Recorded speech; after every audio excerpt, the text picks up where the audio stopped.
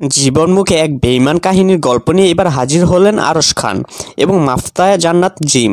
নাটক এই সময়ের তুমুল জনপ্রিয় অভিনেতা আরশ খান এবং এই সময়ের তুমুল জনপ্রিয় অভিনেত্রী মাফত জান্নাত জিমের বিশেষ এক জীবনের গল্প নিয়ে আসছে দোষ টাকার 2।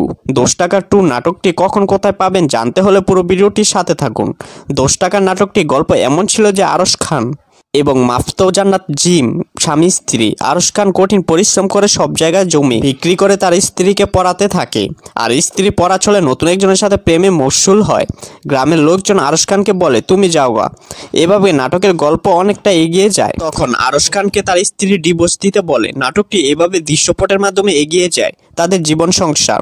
কিন্তু নাটকটির যে পুরো কাহিনী এখনো শেষ হয়নি। শেষ অবস্থায় দৃশ্যপট যেটা কোটি দর্শকদের এক বিশাল সারপ্রাইজ হয়ে আছে। দোষ টাকা 2 নাটকটি সম্পর্কে আরশ খান বলেন, নাটকটি একটু রোমান্টিক সামাজিক নাটক। সত্যি কিছু স্মৃতিচারণ থেকে নাটকটি তৈরি করা হয়েছে।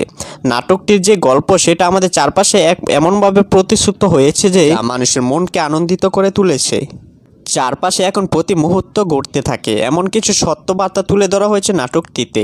আশা করি এমন নাটক দেখতে দর্শক বেশি আগ্রহ। দোষ টাকার নাটক 1 এর মতন আশা করা যাচ্ছে যে দোষ টাকার নাটক 2 দর্শক মহলে সাড়া ফেলবে ব্যাপক।